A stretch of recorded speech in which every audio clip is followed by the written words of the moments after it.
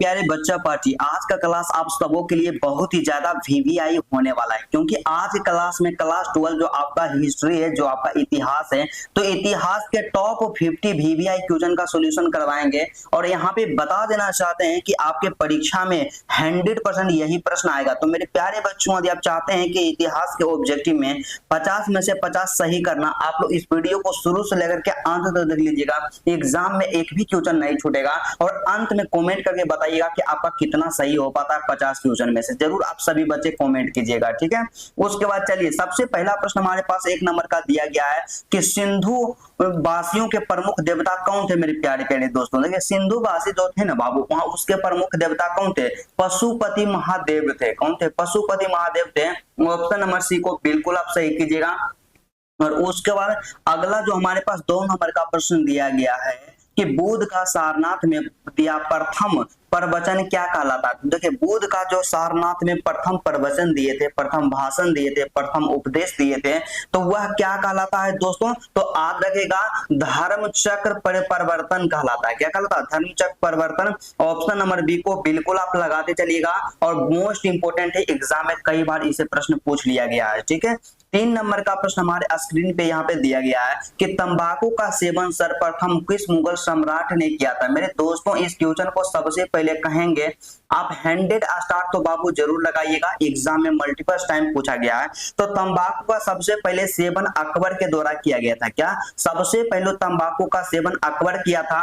और उसके बाद इस तंबाकू पे जब एग्जाम में पूछा जाए बैन किसने लगा दिया था, तो तंबाकू पे बैन जहांगीर ने लगाया था। तो दोनों आप याद रखिएगा, एग्जाम में दोनों प्रश्न पूछा गया है और मोस्ट इंपोर्टेंट है इस बार की परीक्षा में, ठीक है। तो चलिएगा, बताइएगा 4 नंबर का दोस्तों आपके परीक्षा में टकराएगा कि हम्पी नगर किस साम्राज्य से संबंधित है। मेरे प्यारे बाबू, याद होना चाहिए कि हम्पी जो है विजयनगर साम्राज्य की राजधानी थी। क्या? विजयनगर साम्राज्य की राजधानी थी। ऑप्शन नंबर डी को बिल्कुल सभी बच्चे बिल्कुल सही कीजिएगा।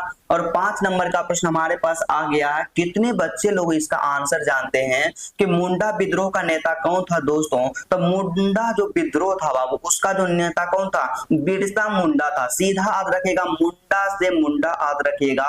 ऑप्शन नंबर जो सी होगा, सी को बिल्कुल सही कीजिएगा। पूरा आप पेशेंस रखिए, एग्जाम में कभी भी दिक्कत नहीं होगा। और 6 नंबर का प्रश्न हमारे पास दिया गया है कि पानीपत के द्वितीय युद्ध में अकबर ने किसे पराजित किया था। मेरे प्यारे प्यारे दोस्तों, तो पानीपत के द्वितीय युद्ध में अकबर के द्वारा किसे पराजित किया गया था? तो याद रखिएगा, हेमू को। किसको? हेमू को पराजित किया गया था। ऑप्शन नंबर सी को बिल्कुल आप लगाते चलिएगा। और कहते हैं ना मेरे प्यारे प्यारे बच्चों कि जब आंखों में अरमान लिया, मंजिल को अपना मान लिया, हे मुश्किल क्या आसान किया, जब ठान लिया तो ठान लिया। तो आप निश्चय कर लें कि बोर्ड एग्जाम में अब की बार 400 पार करना है। तो इसके लिए जितना मेहनत करें ना बाबू, करना पड़े, अपने आप को झोंक दीजिएगा, आपको 400 प्लस करना है, ठीक है। तो चलिए, आप बताइएगा 7 नंबर में कि मौर्य वंश का संस्थापक कौन था। सब बच्चे जानते हैं कि मौर्य वंश के संस्थापक चंद्रगुप्त मौर्य थे। ऑप्शन नंबर ए को बिल्कुल आप लगाते चलिएगा, काफी ज्यादा मोस्ट इंपोर्टेंट है। और पूरा किताब से 50 ऑब्जेक्टिव को लेकर के आए हैं। और बताइएगा कि दिल्ली चलो का नारा किसने दिया था मेरे प्यारे प्यारे भाई। तो दिल्ली चलो का नारा हम लोग जानते हैं कि सुभाष चंद्र बोस के द्वारा दिया गया था। ऑप्शन नंबर जो आपका डी होगा, डी को बिल्कुल सही कीजिएगा।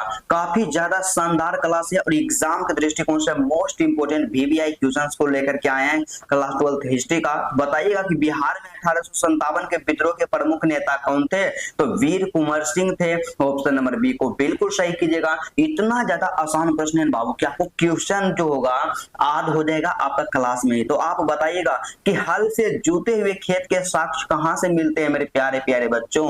तो हल से जूते हुए खेत का जो साक्ष्य मिलते हैं, याद रखिएगा, कालीबंगा से मिलते हैं। कहां से बबुआ? कालीबंगा से मिलते हैं। तो इसी तरह से मेहनत कीजिएगा। कहते हैं नजीक रख हौसला ओ मंजर भी आएगा, रख हौसला ओ मंजर भी आएगा, प्यासे के पास चलकर खुद समंदर भी आएगा। तो चलिए, आप मेहनत कीजिएगा। बताइएगा कि लोधी वंश का अंतिम शासक कौन था मेरे प्यारे प्यारे बच्चों। तो लोधी वंश का सबसे अंतिम शासक याद रखिएगा, इब्राहिम लोधी था। कौन था जी? Ibrahim Lodhi. Option number C को बिल्कुल आप यहां से सही कीजिएगा। चलिएगा, कभी भी दिक्कत नहीं होगा। और उसके बाद आ गया है दिल्ली सल्तनत से क्वेश्चन हमारे पास कि दिल्ली सल्तनत का संस्थापक किसे माना जाता है मेरे प्यारे प्यारे रसगुल्लों। तो दिल्ली सल्तनत के शासक किसे माना, मतलब संस्थापक किसे माना जाता है? कुतुबुद्दीन ऐबक को माना जाता है। ऑप्शन नंबर डी को बिल्कुल आप लगाते चलिएगा, काफी ज्यादा मोस्ट इंपोर्टेंट है। उसके बाद 13 नंबर का प्रश्न हमारे पास दिया गया है, काफी वायरल प्रश्न है कि कहाँ पे खनवा का युद्ध कब हुआ था। देखिए खनवा का जो युद्ध हुआ था मेरे प्यारे प्यारे बच्चों पर, याद रखिएगा 1527 में हुआ था। तो आप लोग यहाँ पे ऑप्शन नंबर बी को बिल्कुल आप लगाते चलिएगा, काफी ज्यादा मोस्ट इंपोर्टेंट है। और अब की बार आप लोग हिस्ट्री के पेपर में 90 पार करना चाहते हैं तो सभी बच्चे लिखेगा कि हाँ भैया हम 90 पार करना चाहते हैं, और साथ में सभी दोस्तों आप अपना नाम जरूर लिख दीजिएगा ताकि हम आपको पहचान जाए और पूरा एग्जाम तक बेहतर तरीका से पढ़ाते रहें। तो चलिए आप बताइएगा, यहाँ पे प्रश्न जो दिया गया है कि तानसेन का मकबरा कहाँ है मेरे प्यारे प्यारे बच्चों। आपको सिंपल से याद रखना है कि तानसेन जो थे ना बाबू, इनका जो मकबरा था ग्वालियर में का था। कहाँ पे था? ग्वालियर में था। ऑप्शन नंबर जो आपका डी होगा, डी को बिल्कुल लगाते चलिएगा। और चलिएगा मेरे प्यारे प्यारे बहनों, आप भी बताइएगा यहाँ पे कि राय बहादुर दयाराम साहनी ने कहाँ उत्खनन करवाया था। तो दयाराम साहनी किसका उत्खनन किए थे? आप नहीं जानते हैं कि हड़प्पा का उत्खनन राय बहादुर दयाराम साहनी ने किए थे। ऑप्शन नंबर बी को बिल्कुल आप लगाते चलिएगा, काफी ज्यादा most important multi VVI question है आपके परीक्षा के दृष्टिकोण से। और चलिएगा विनोद, आप यहाँ पे बताइएगा कि पाटलिपुत्र को किस राजा ने सर्वप्रथम अपनी राजधानी बनाई। तो देखिए पाटलिपुत्र जिसे कि हम लोग अभी पटना के नाम से जानते हैं, तो उसको सबसे पहले जो है किसने अपना राजधानी बनाया था? तो उदयन ने राजधानी बनाया था। यह बिहार का अभी वर्तमान में राजधानी बन गया। तो मेरे प्यारे बच्चों काफी ज्यादा मोस्ट इंपोर्टेंट है। और चलिएगा आपके परीक्षा में पूरा का पूरा हल्का मचाएगा और बताइएगा कि क्या है कि गौतम बुद्ध ने बौद्ध संघ की स्थापना कहाँ की थी। तो गौतम बुद्ध के द्वारा बौद्ध संघ की जो स्थापना की गई बच्चों, सारनाथ में किया गया है। कहाँ पे? सारनाथ में। ऑप्शन नंबर बी को बिल्कुल आप लगाते चलिएगा। और उसके बाद 18 नंबर का प्रश्न हमारे पास दिया गया है, काफी ज्यादा मोस्ट इंपोर्टेंट है कि आइन ए अकबरी कितने भागों में विभक्त है। देखिए जब भी आपसे परीक्षा में पूछा जाए ना कि आइन ए अकबरी कितने भागों में विभक्त है, कितने भागों में बटा हुआ है, याद रखिएगा बच्चों 5 भाग में बटा हुआ है। एग्जाम में कई बार पूछा गया, इसीलिए तो हम कहते हैं इसको इंपोर्टेंट कर दीजिएगा और परीक्षा से पहले इसको रट लीजिएगा, ठीक है। और चलिए आप बताइएगा 19 नंबर का प्रश्न जो हमारे पास दिया गया है कि भारत छोड़ो आंदोलन किस वर्ष हुआ था मेरे प्यारे प्यारे रसगुल्लों। तो आपको पता होना चाहिए कि भारत छोड़ो आंदोलन जो हुआ था 1942 ईस्वी में। ऑप्शन नंबर जो आपका डी होगा, डी को बिल्कुल लगाते चलिएगा। और चलिएगा मेरे प्यारे प्यारे बच्चा पार्टी, चलिए उसके बाद हमारे पास जो 20 नंबर का प्रश्न है कि गुरु नानक का जन्म कहाँ हुआ था बच्चों। तो याद रखिएगा C4 यहाँ पे तलवंडी, यहाँ पे C4 तलवंडी नहीं होता है लेकिन तलवंडी याद रखिएगा। ऑप्शन नंबर जो सी होगा बिल्कुल सही आंसर होगा, ठीक है। उसके बाद अगला जो प्रश्न हमारे पास दिया गया है 21 नंबर का, तो आप इसका आंसर बताइएगा कि विजयनगर का महानतम शासक कौन थे। देखिए बाबू विजयनगर में सबसे महान जो शासक आए, कौन आए थे? कृष्णदेव राय आए थे और इन्हें शॉर्ट में KDR के नाम से जानते हैं। तो कृष्णदेव राय सबसे महानतम शासक थे विजयनगर साम्राज्य के। ऑप्शन नंबर बी को बिल्कुल आप सही करते चलिएगा। और 22 नंबर का प्रश्न हमारे स्क्रीन पे दिया गया मेरे प्यारे प्यारे बच्चा पार्टी कि भारत का प्रथम मुगल शासक कौन था दोस्तों। तो भारत का सबसे प्रथम मुगल शासक के बारे में बात करते हैं तो बाबर था, बाबर जो कि भारी डेंजर था, ठीक है। तो चलिए उसके बाद अगला जो बताइएगा 23 नंबर का प्रश्न हमारे पास दिया गया है कि सिंधु घाटी सभ्यता का क्षेत्रफल किस आकार का था। इसको तो हम तुरंत अभी पढ़े। सिंधु घाटी सभ्यता का जो आकार था ना त्रिभुजाकार था। क्या था? त्रिभुजाकार। आप बताइए त्रिभुज ऐसे नहीं होता है, यही आकार था सिंधु घाटी सभ्यता का। तो आप हमेशा याद रखिएगा और कंपटीशन में पूछा जाता है, आप कंपटीशन का तैयारी कीजिएगा तो इसको हल्का में मत लीजिए। और आप बताइएगा कि ईस्ट इंडिया कंपनी की स्थापना कब हुई। सीधा सीधा पूरा 1600 ईस्वी मारिए ना जी, आपका कभी गलती तो होवे नहीं करेगा। और यदि चैनल पे नहीं है तो जल्दी से चैनल से जुड़ जाइएगा, सब्सक्राइब कीजिएगा और वीडियो को लाइक जरूर आप कर दीजिएगा। आप लोग लाइक नहीं करते हैं, बताइए कितना खराब लगता है। तो आप बताइएगा कि मेगास्थनीज कौन था। देखिए मेरे प्यारे दोस्तों सिंपल सा आपको जीवन में याद रखना कि मेगास्थनीज जो था एक राजदूत था। क्या था? राजदूत। ऑप्शन नंबर जो आपका सी होगा, सी को बिल्कुल बेझिझक तरीका से सही कीजिए और आप बताइएगा मेरे प्यारे प्यारे रसगुल्लों कि भारत के सबसे प्राचीनतम लिपि कौन थी। तो भारत की सबसे प्राचीनतम मतलब पुरानी लिपि ब्राह्मी लिपि थी। ऑप्शन नंबर जो आपका बी होगा, बी को बिल्कुल सही कीजिएगा। और उसके साथ ही साथ हमारे पास जो प्रश्न दिया गया 27 नंबर का कि भारत का अंतिम मुगल शासक कौन था। सिंपल याद रखिएगा, बहादुर शाह जफर है भारत के सबसे अंतिम मुगल शासक थे, सबसे लास्ट थे। ठीक है, उसके बाद 28 नंबर का प्रश्न हमारे पास आ गया कि विजयनगर साम्राज्य की स्थापना किसने की है दोस्तों। तो सिंपल याद रखेगा यहाँ पे जस्ट ऑप्शन नंबर ए को हरिहर एवं बुक्का। ये दोनों क्या था, ये दोनों भाई था, क्या है भाई था। और चलिए आप कमेंट करके बताइएगा कि विजयनगर साम्राज्य की स्थापना कब की गई है। सभी बच्चे कमेंट कीजिएगा, कितने बच्चे का आंसर आता है हम जरूर देखेंगे। तो चलिएगा मेरे प्यारे प्यारे दोस्तों आप बताइएगा 29 नंबर का प्रश्न हमारे पास दिया गया कि अकबर का संरक्षक कौन था।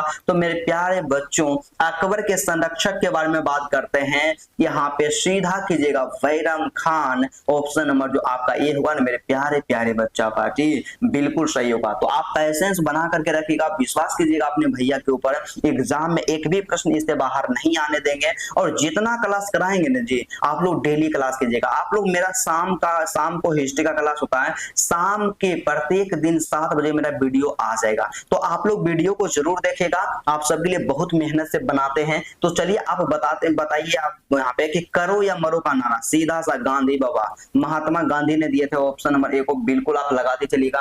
और उसके बाद 31 नंबर का प्रश्न हमारे पास दिया गया कि आर्यों की सभ्यता किस नाम से जानी जाती है। तो जो आर्यों की सभ्यता थी, जो आर्य की सभ्यता थी उसको हम लोग क्या कहते हैं, वैदिक सभ्यता कहते हैं। क्या कहते हैं, वैदिक सभ्यता कहते हैं। ऑप्शन नंबर जो आपका सी होगा, सी को बिल्कुल सही कीजिएगा। और 32 नंबर का प्रश्न सबसे पहले हम कहेंगे ना जी आप लोग इसको क्या कीजिएगा महा दे करके और VVI करना ना भूलिएगा। ठीक है, एग्जाम में बहुत बार पूछा गया। आप बताइएगा कि भारत का Napoleon the Napoleon of India मतलब भारत का नेपोलियन किस शासक को कहा जाता है। देखिए सिंपल सा आपको याद रखना है कि भारत का जो नेपोलियन कहा था समुद्रगुप्त को कहा जाता है। या इस बार क्वेश्चन उल्टा करके पूछ दिया था कि समुद्रगुप्त को क्या कहा जाता है। तो ऑप्शन में रहेगा भारत का नेपोलियन। ऑप्शन नंबर बी को बिल्कुल आप लगा दीजिएगा। ठीक है, उसके बाद 33 नंबर का प्रश्न हमारे पास दिया गया है कि अकबर ने दीन ए इलाही कब शुरू किया था। तो अकबर के द्वारा दीन ए इलाही की शुरुआत जो की गई थी कब की गई थी, 1582 में 1582। आप लोग ऑप्शन नंबर डी को बिल्कुल लगाते चलिएगा, कभी भी दिक्कत नहीं होगा। और आप बताइएगा विनोद अगला जो प्रश्न आपके पास दिया गया है चलिए लगाते चलिएगा कि सिंधु घाटी सभ्यता जो थी ना बाबू उसकी जुड़वा राजधानी कहाँ थी। जुड़वा राजधानी कौन थी। देखिए सिंधु घाटी सभ्यता के सिंपल सा एक चीज जीवन में याद रखिएगा, जुड़वा राजधानी जब भी पूछा जाए ऑप्शन नंबर सी को सही कीजिएगा। हड़प्पा और मोहनजोदड़ो जो था ना सिंधु घाटी सभ्यता के जुड़वा राजधानी इसे कहा जाता था। ऑप्शन नंबर सी को बिल्कुल आप सही कीजिएगा।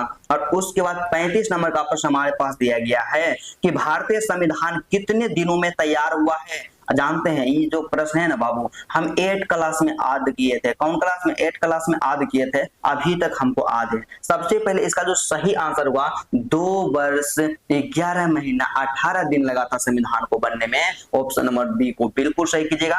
और उसके बाद 36 नंबर का प्रश्न हमारे पास दिया गया है कि पाकिस्तान शब्द किसने दिया था। मेरे प्यारे प्यारे बच्चों पाकिस्तान जो कि एक बहुत ही जहरीला शब्द है और बहुत ही एकदम खतरनाक है। और यहाँ पे इसको जो देने वाले व्यक्ति थे महानुभाव थे चौधरी रहमत अली थे। ऑप्शन नंबर सी को बिल्कुल आप लगाते चलिएगा। ठीक है, उसके बाद नेक्स्ट प्रश्न की ओर बढ़ते हैं दोस्तों। तो हमारे पास जो 37 नंबर का प्रश्न आ गया है कि कोलकाता किस नदी के तट पर स्थित है। आपको नहीं पता है कि कोलकाता के बारे में बात करते हैं जहाँ की हावड़ा ब्रिज बनाया गया है। तो कोलकाता जो है ना बच्चों हुगली नदी के तट पे, किस नदी पे, हुगली नदी पे। ऑप्शन नंबर जो आपका डी होगा, डी को बिल्कुल सही कीजिएगा। और 38 नंबर का प्रश्न हमारे स्क्रीन पे आ गया, पैसेंस रखिएगा कि प्रथम बौद्ध संगीति का आयोजन कब हुआ था। तो प्रथम बौद्ध संगीति की आयोजन कब नहीं कहाँ हुआ था ये पूछा गया। तो कहाँ हुआ था दोस्तों, तो राजगीर। याद रखिए ना बाबू राजगीर बहुत ही ज्यादा फेमस जगह है और जो कि नालंदा जिला में पड़ता है और हम भी यहाँ फिलहाल नालंदा में ही रह रहे हैं। ठीक है, तो चलिए आप बताइएगा 39 नंबर का प्रश्न हमारे पास दिया गया है कि भारत में तंबाकू का पौधा लगाया था तो तंबाकू का पौधा किसके द्वारा लगाया गया था भारत में? तो आज रखिएगा पुर्तगाली जो था ना बाबू एकदम तंबाकू का पौधा लगा करके और भारतीयों को नशे मतलब नशेड़ी बना दिया है, ठीक है। और उसके बाद नेक्स्ट जो प्रश्न हमारे पास दिया गया है तो इसके बारे में क्या कहें आप लोग इंपोर्टेंट कर लीजिएगा, यही कहेंगे, ठीक है। तो आप बताइएगा कि सिंधु घाटी सभ्यता में विशाल स्नानागार के अवशेष कहां से प्राप्त हुए हैं? तो सिंधु घाटी सभ्यता में विशाल स्नानागार के अवशेष सीधा बगल में याद रखिएगा मोहनजोदड़ो से प्राप्त हुआ है। ऑप्शन नंबर जो आपका बी होगा, बी को बिल्कुल लगाते चलिएगा। उसके बाद 41 नंबर का प्रश्न हमारे पास है कि अलबर्नी किसके साथ में भारत आ गया था? तो अलबर्नी जो था ना बबुआ यह महमूद गजनवी के साथ भारत आया था। बोला था नहीं हम भी चलेंगे, ठीक है। तो ऑप्शन नंबर ए को बिल्कुल सही कीजिएगा। और उसके बाद 42 नंबर का प्रश्न हमारे पास आ गया कि सिखों के अंतिम गुरु कौन थे? सिंपल सा याद रखना है बाबू कि सिख के अंतिम गुरु कौन थे? गुरु गोविंद सिंह थे। और यहाँ से गुरु गोविंद सिंह के बाद गुरु का जो है यहाँ पे खत्म कर दिया गया था पद को, ठीक है। उसके बाद अगला जो प्रश्न हमारे पास 43 नंबर का दिया गया है कि भारत का लौह पुरुष किसे कहा जाता है? सीधा सा सरदार वल्लभ भाई पटेल को भारत का लौह पुरुष के नाम से जाना जाता है। ऑप्शन नंबर सी को बिल्कुल सही कीजिएगा, राइट। उसके बाद 44 नंबर का प्रश्न हमारे पास दिया गया है कि प्रसिद्ध विरूपाक्ष मंदिर कहाँ स्थित है? तो प्रसिद्ध विरूपाक्ष मंदिर जो है ना मेरे प्यारे बच्चों याद रखेगा हम्पी में स्थित है। हम्पी में कहाँ है? हम्पी में। ऑप्शन नंबर जो आपका क्या होगा? ये होगा, बिल्कुल सही कीजिएगा। और उसके बाद नेक्स्ट प्रश्न हमारे पास 45 नंबर का दिया गया है कि चंद्रगुप्त मतलब चंद्रगुप्त की मृत्यु कहाँ हुई थी? देखिए चंद्रगुप्त की मृत्यु के बारे में बात करते हैं मेरे प्यारे बच्चों, याद रखिएगा श्रवणबेलगोला में हो गया था। ऑप्शन नंबर जो आपका सी होगा, सी को बिल्कुल सही कीजिएगा, ठीक है। तो चलिए आप उसके बाद 46 नंबर का प्रश्न आ गया है और बताइएगा कि मुसलमानों से वसूला जाने वाला कर क्या था? देखिए मुसलमान से जो कर वसूला जाता था उसको हम लोग क्या कहते थे? जकात कहते थे। क्या? जकात कहते थे। ऑप्शन नंबर बी को बिल्कुल आप सही कीजिएगा। और उसके बाद 47 नंबर का प्रश्न हमारे पास जो दिया गया, आप बच्चे इसका आंसर बताइएगा कि हड़प्पा सभ्यता की मुहरें किस चीज की बनी होती थी? एग्जाम के दृष्टिकोण से 1000 स्टार वाला क्वेश्चन है, तो आप बताइएगा। तो देखिए उसका जो मुहर था ना सेल खड़ी की बनी होती थी। ऑप्शन नंबर डी को बिल्कुल आप लगाते चलिएगा। और उसके बाद हमारे पास जो प्रश्न दिया गया 48 नंबर का, आप बताइएगा कि किसने नारा दिया था वेदों की ओर लौटो? तो वेदों की ओर लौटो यह जो कथन था स्वामी दयानंद सरस्वती का कहना था, क्योंकि वेद जो है हमारा बहुत ज्यादा महान है और वेद यदि कोई व्यक्ति पढ़ता है तो उसके अंदर बहुत ही ज्यादा नॉलेज आता है, ठीक है। तो आप बताइएगा कि पाकिस्तान का प्रथम प्रधानमंत्री कौन था? आप लोग तो जानबे करते हैं कि पाकिस्तान के प्रथम प्रधानमंत्री के बारे में बात करते हैं, कौन थे? लियाकत अली खान थे। ऑप्शन नंबर बी को बिल्कुल आप सही कीजिएगा। और आज की क्लास का सबसे अंतिम प्रश्न हमारे पास दिया गया मेरे प्यारे प्यारे बच्चों, आप इसका आंसर बताइएगा कि बाबरनामा ग्रंथ किसके द्वारा लिखा गया है? क्या अबुल फजल ने लिखा था या बदायूनी ने लिखा था या बाबर ने लिखा था या जहांगीर ने लिखा था? सभी बच्चे का आंसर जो है मेरे प्यारे प्यारे दोस्तों कमेंट में आना चाहिए। सभी बच्चे जरूर कमेंट करके बताइएगा। तो चलिए आज की क्लास को यहीं पे स्टॉप करते हैं दोस्तों। यदि आपको वीडियो अच्छा लगा ना बाबू, सबसे पहले हम यही कहेंगे आप लोग वीडियो को लाइक जरूर कर दीजिएगा। चैनल पे नए हैं चैनल को सब्सक्राइब कर लीजिएगा। कमेंट करके बताइएगा कि आज का क्लास आपको कैसा लगा। दूसरा सबसे ज्यादा इंपॉर्टेंट कमेंट कि आपका सबसे ज्यादा कमजोर विषय कौन सा है, आप जरूर कमेंट कीजिएगा। और आपको लगता है कि मेरे साथ साथ हमारे दोस्त भी पढ़ ले तो आप ये जो वीडियो है ना बच्चों इसको शेयर भी जरूर कर दीजिएगा। जरूर आप शेयर कीजिएगा और साथ में आप लोग अपना अपना नाम जरूर लिखिएगा ताकि हम आप सबको पहचान जाए। तो चलिए आज की क्लास को यहीं पे रहने देते हैं, फिर आपसे मिलते हैं नेक्स्ट वीडियो में और नेक्स्ट टॉपिक के साथ। तब तक के लिए जय हिंद।